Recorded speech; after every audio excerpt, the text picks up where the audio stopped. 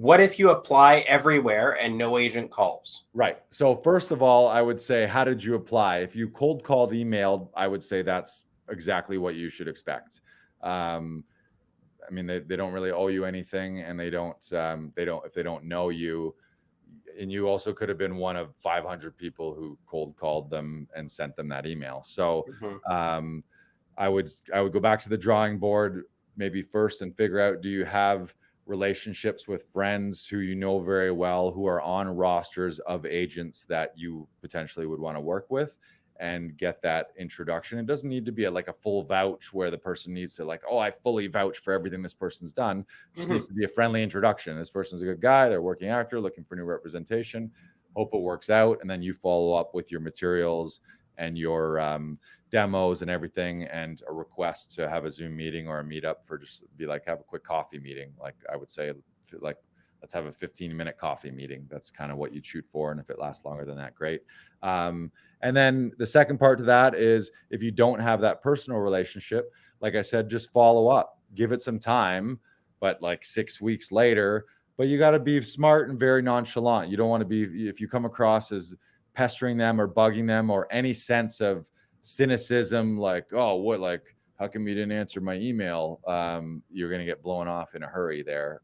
People are busy. But a friendly, hey, how you doing? Wanted to check back, and give them good news, and give them good news about what you're doing, because the best actors out there who are the most valuable to their agents are the ones that the work's coming and then their agent's just handling the paperwork, versus the agent has to do everything to fight to get them the jobs, and then the actor does nothing but wait for an email. So Mhm. the more you can be out there doing things, self-produce your own shows if you're making your own sketches, or doing monologues, and just give them the updates. Here's the good news. And then they see like, oh, this guy's a hustler. Or especially training. That's the biggest thing. And I would say, honestly, if you're now, and this is retrospective, this is me saying this to my former self, I would say, if you aren't regularly training, you should always be ongoing training. You should always be in some type of class. Agents love that. Casting directors love that. You'll feel better. You'll feel stronger. You'll always be growing. And kind of the Mhm. second you stop training, you're not really in the game, especially if you're not training and you're not booking roles, because then it's like, are you even an actor at that point? Like, what are you And, doing? I don't think that always necessarily means that you have to join a class. Right. You can do some things on your own. Like I know I watch a lot of YouTube videos just on Sure. like interviews with actors. Yeah. Just watching people talk about their craft and how they do a particular thing. It is fascinating. Right. And it's also a good learning tool for how I can change something or how I can adapt what I'm doing to maybe make something better.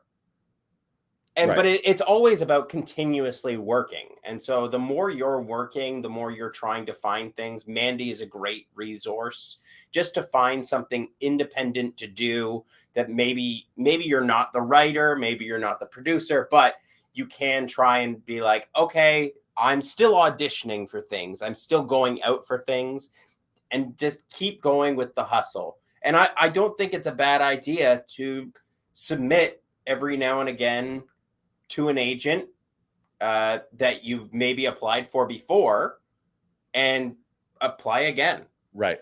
Right. Just resubmit. Right. And what was I going to say there too? Yeah. As far as training, in the life of an actor, I mean, that can be a formal class in person. That could be a Zoom class. That could be watching master classes. That could be watching interviews with actors or actors on actors. That can be reading plays. That can be watching acclaimed films, like good ones that are known for being award-winning films for either the screenplay or the acting itself. Figuring out your own voice and speech lessons, and doing those, working on text. All of those things are things that you can always be doing. And then so sooner or later you just get to the point where you are so good and you're so armed and dangerous with actual craft and skills that the agents, it's sort of like when the student is ready, the teacher appears. And also, don't take a no from an agent as a rejection, because Mhm.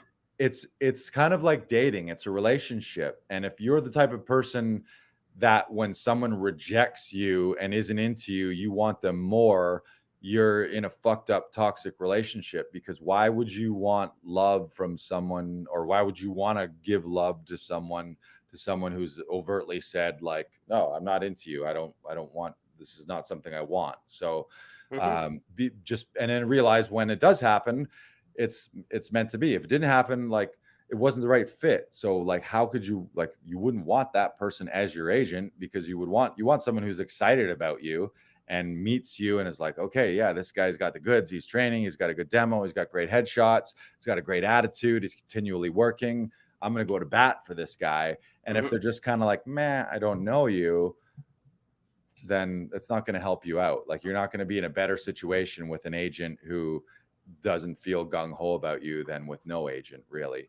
Yeah. um yeah, so that's great agent questions. The other thing I would say too is, don't make the mistake of playing the field at the same time. And I'll relate it to a dating thing. I personally would never set up 3 meetings in a day and pit agents against each other, or have a great meeting with an agent and it goes amazing. And then you're like, at the end, you're like, if they're like, yeah, so it looks like it'd be a good fit. There's some paperwork. We want to sign this. And you're like, well, I actually have a meeting with another agency tomorrow and I want to check that out. Imagine if you were dating and you go out on a date and you have an 8 p.m. date, and the guy or girl that you're dating at the end of that date is like, okay, I got to wrap this up. It's 10 o'clock now. I actually have another date at the restaurant across the street with another lady. And I'm going to see how that goes. And then I'll compare notes and I'll see which one of you is better. Like, that both of them would be like, fuck you. So I would say, if you have a short list, rank them number 1, number 2, number 3, take the first meeting, figure it out. Is it going to be a good fit? Yes, no.